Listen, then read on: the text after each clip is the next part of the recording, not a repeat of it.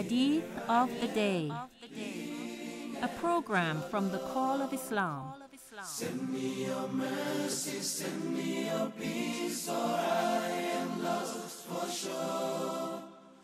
Oh Lord, here I am, yearning for your cure.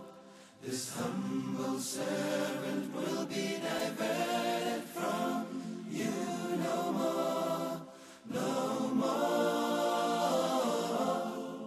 no more. Assalamu alaikum wa rahmatullah. Welcome to COI Radio. القول الحسن يثري المال ويمني الرزق وينشئ في الأجل ويحبب إلى الأهل ويدخل الجنة. Kind words cause one's wealth to increase, provision to multiply, life to be lengthened, and make one beloved to one's family and cause that person to enter paradise. This hadith is from Imam Sajjad ﷺ, and it's found in Wasail al-Shia. We have general instructions that we are supposed to speak kindly with everybody. We find this in Surah Baqarah and verse number 83. وَقُولُوا لِلنَّاسِ حُسْنًا, and speak kindly to the people. But what we want to do is examine this hadith, particularly in how it relates to family and solving family problems. The last part of the hadith was like this: وَيُحَبِّبُ إِلَى الْأَهْلِ وَيُدْخِلُ الْجَنَّةِ. That these kind words, al-qawl al-hasan, this causes one to be beloved to one's family, yuhabbibu ila al-ahl wa yudkhilu al-jannah, and causes one to enter paradise. What happens is that having conversation or speaking to one's wife, the idea of the husband speaking to the wife, is one of the most basic emotional needs of a woman. This need is different between men and women, and men don't want to trivialize this need because they don't feel it or need it in the same way. A man wants to take care of this need, the need of his wife to talk to him consistently. There are many hadith which talk about the great reward of making another believer happy. But in particular, about sitting down with the family, which is kind of related to what we're talking about, there's a tradition which says, Julusul mar inda ayalih ahabbu ila Allah ta'ala min ittikafin fi masjidi hadha. That the Prophet says, a man sitting with his family is more beloved by Allah, the Most High, than doing i'tikaf in my masjid. So the idea is that this is a need and this needs to be addressed consistently.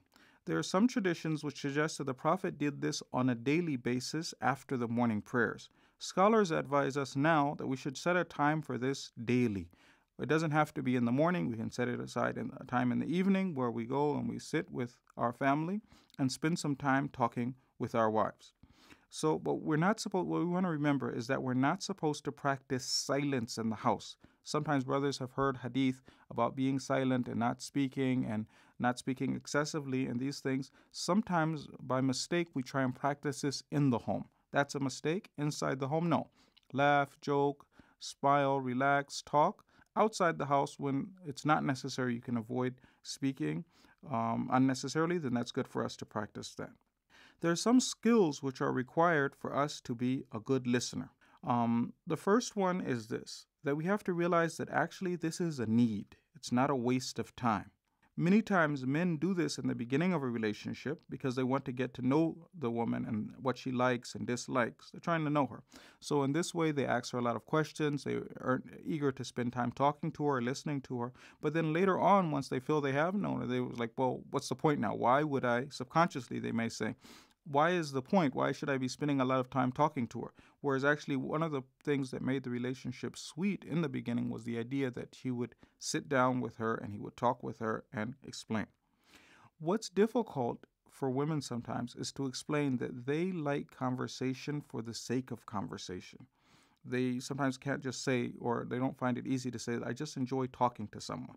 But a successful couple will be the one that continues to do those things that brought them together in the first place, the things that made them close in the first place. So the first thing was to realize that this is a need. We should be doing this.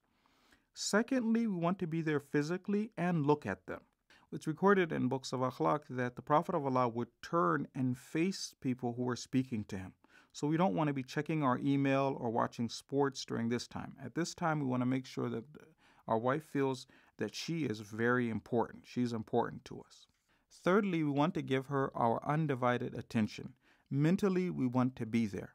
We don't want our minds to wander. We want to realize we're doing something very important. Imam Khomeini, they said, would always listen as if he was hearing the matter for the first time.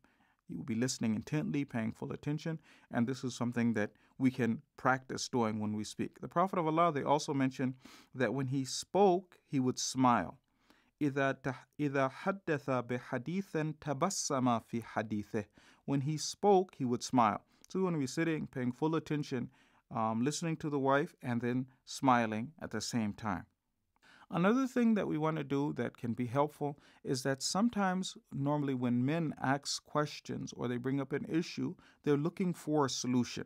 They speak and they communicate in order to get solutions from one another. A woman might sit down with her husband at the end of the day. She starts explaining what her day was like. She starts to complain or say some different problems. A man might think that she's looking for solutions, whereas in many cases, she's not really looking for solutions. She's just sharing emotionally. She wants to talk. So we want to practice doing that and not giving a lot of solutions at the time. Their minds are more process-based and not solution-based. We have other traditions where Imam Rida would advise us against interrupting others while they were speaking. So we want to have some communication that lets her know that we're listening to us. So, I'm listening. Wow, okay. These kind of things, which lets her know where she's getting verbal attention, but not necessarily interrupting or offering a lot of solutions. Just sitting and lecturing. The last one is that we want to practice listening more than speaking. Sometimes in the beginning, to get our wife used to this, if we've been neglecting her for a while, we have to actually start talking about our own problems in order for her to feel comfortable talking about her issues and her problems. But what happens is sometimes we start to get into giving long lectures, right? So we don't want to do that. We want to sit, listen, and talk to her, and we're not really going to be talking so much, rather trying to encourage her to talk and listen. And the last one is that, or the last part of that part is that this is private time away from the children, and it's part of that undivided attention that one spouse will give to the other. Wassalamu alaikum wa rahmatullah. Oh Lord, here I am, pleading at your door. Send me your mercy, send me your peace, or I am lost for sure. Oh Lord, here I am, yearning for your cure. This humble servant will be diverted from you